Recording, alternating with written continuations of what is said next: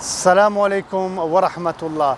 Alors aujourd'hui, on va parler ensemble de la maison d'un compagnon du prophète sallallahu alayhi wa sallam qui s'appelle Itban ibn Malik.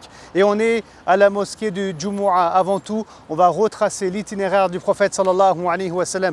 Tout au fond là-bas, vous voyez la mosquée de Quba. Elle est très éloignée, enfin elle est à 500 mètres environ. Et c'est là-bas que le prophète sallallahu alayhi wa sallam il est resté pendant 2 semaines environ. Ensuite, un vendredi, il est parti de Quba, il a marché jusqu'ici au lieu où je me trouve, où aujourd'hui on a une belle mosquée, c'était une mosquée omarienne. On a une vidéo aussi sur le sujet qui est détaillée, qui s'appelle la mosquée de Al-Jumu'ah du vendredi. Et c'est là que le prophète sallallahu alayhi wa sallam a fait pour la première fois le Jumu'ah. Mais maintenant, si on traverse cette route que vous voyez ici, et vous allez à peu près 50 mètres environ plus loin, 100 mètres maximum, on avait un compagnon qui habitait ici et qui s'appelle Itban ibn Malik. Et fut un temps, il y avait une petite mosquée qui était présente au niveau de la demeure de ce compagnon, mais aujourd'hui malheureusement ce lieu a disparu à cause des travaux et des habitations. Sachez quelque chose.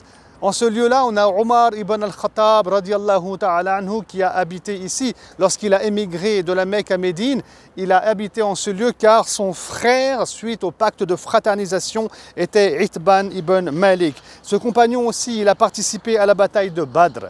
Il a participé à la bataille de Badr, première grande bataille de l'islam. Et puis un jour, il a eu un petit pépin par rapport à la salate. Qui dirigeait en groupe et il a dit au prophète sallallahu alayhi wa sallam: Ya Rasulallah, ma vue, elle a baissé et je dirige la prière pour les gens de mon clan. Lorsqu'il pleut beaucoup, il y a une rivière qui se forme entre mon clan et moi et ma maison et je ne peux pas aller à la mosquée pour diriger la prière.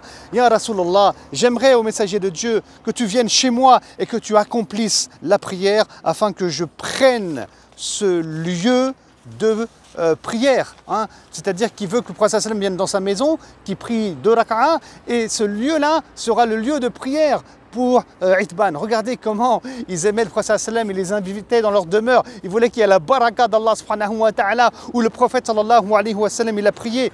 Donc c'est pour ça que ces lieux-là sont des lieux qui sont importants. Et le prophète sallam il va venir avec son compagnon Abu Bakr as-Siddiq radiallahu ta'ala anhu et il va dire à Itban: Ya Itban, où tu veux que je prie pour toi? Dis-moi le lieu exact et précis où tu veux que je me prosterne dans ta demeure. Et là, il va lui montrer un coin de sa maison.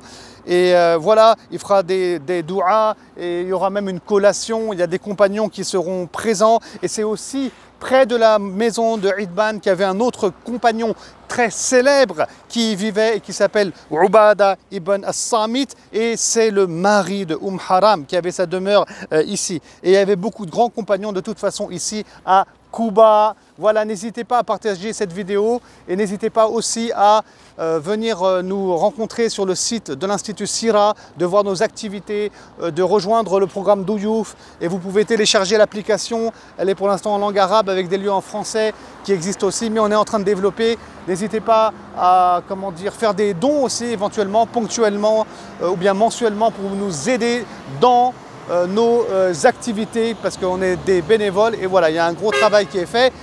Et barakallahu fikum, je vous invite à venir ici à Médine surtout parce que quand on aime le prophète sallallahu alayhi wa sallam, voilà, là on est en excursion et on est en train de voir ces lieux et on veut que tous les musulmans du monde francophones aient connaissance de ces lieux. Salam alaikum wa rahmatullahi wa barakatuh.